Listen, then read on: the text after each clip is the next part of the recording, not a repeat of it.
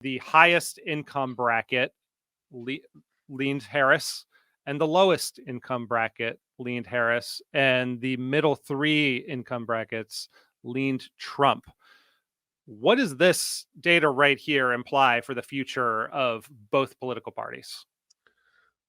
Yeah, so this is something I start off my book about because the identity of the Democratic Party, and previously we didn't used to see this. In fact, we used to see something where the lowest income brackets went for Democrats by something like 20 point, 30 points, 20 points. It was a very sharp divide. And then you have the wealthiest voters going Republican by double digits. Now the situation's been flat. It's basically flat. That's basically flat, but the outliers are kind of the very, very poorest voters and the very, very wealthiest voters. And the very wealthiest voter group is actually a much bigger group now. Right. So it's 30% versus I think that lower. But if you actually combine it in the under 50 category, there's just no difference until you get to the high income group, and then it skyrockets for Democrats. A little bit.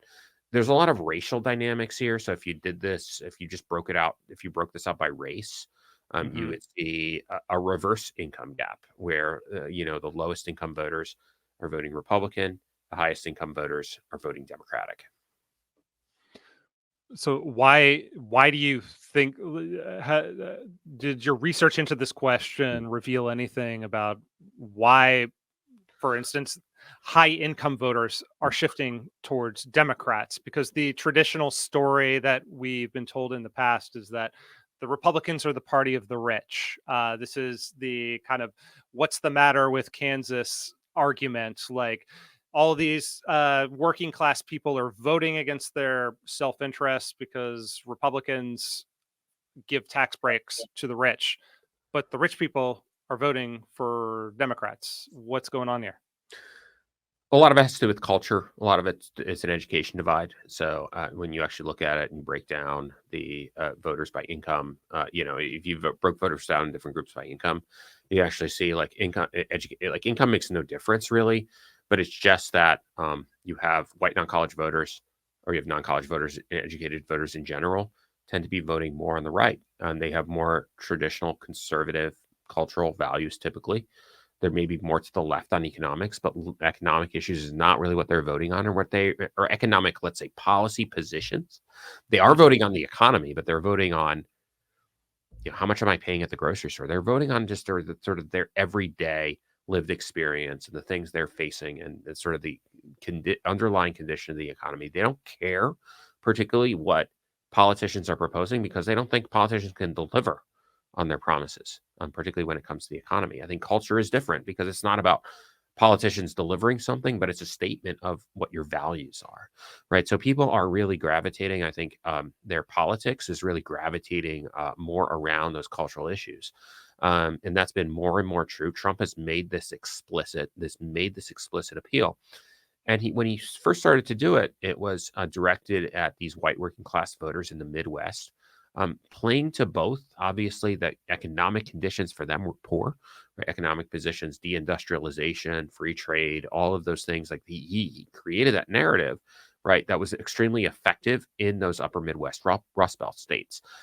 The surprise we had in 2020 was like, oh, actually Hispanics, actually Asian voters, actually more African American voters actually resonate with this type of style of messaging when we thought that Trump was this racist, bigoted, racist dog whistle candidate, which not didn't happen, right? That's not what happened because I think that those voters are better qualified than anyone to judge whether something or not is racist or not, and they have judged it not racist with their votes, right? So, but in 2020 we saw that, in 24, right, that just grew. That Yeah. certainly just continued. Hmm. I mean, to I'm return to the curious. Well, I'm curious really fast. Just like one thing I think about in general is like we in polling, we use college educated and non-college educated as shorthand, right?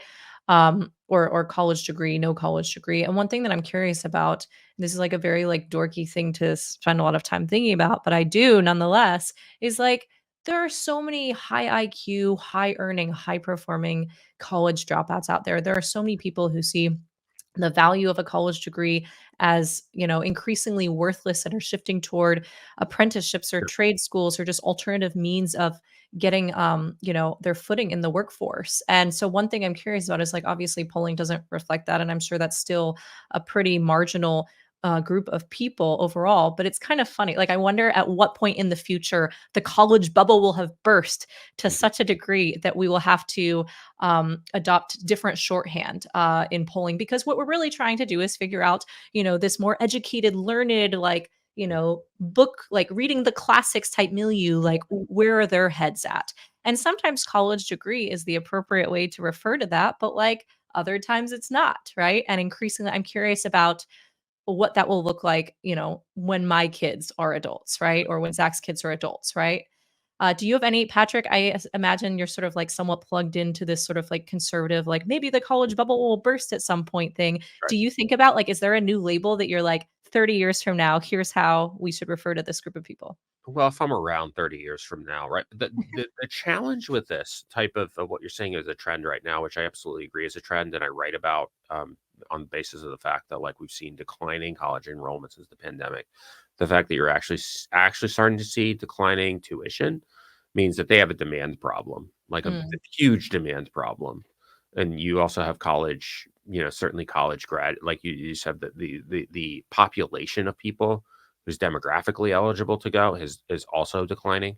mm, Yeah. So You can see here, Patrick, just so people have a historical perspective, this is college enrollment over the past decade, totally flat. Maybe you see yeah. even that little dip there in 2020 that you're talking about. So, yeah, It I mean, might in not be terms of bursting. like, if your idea is, well, as the populace gets more quote unquote educated, which I agree with Liz that that's maybe a misnomer, is not going to save you, like, the thinking in that way. But right. Mm, continue. Yeah, I mean, so I think, like, we've probably reached peak college, right? In some sense. Right. The problem with that sort of analysis is you still have lots of people already who've gone to college or in the electorate and are going to be in the mm, electorate for 50 years. So you're really, the recent trends are going to take a while, I yeah. guess, 2 generations to fully make their way through. Hey, that was a clip from Just Asking Questions. You can watch another one here or the full episode here. And if you like what you see and what we do, please help us launch our new channel by subscribing below and get notified whenever we post new clips or full episodes. Thanks.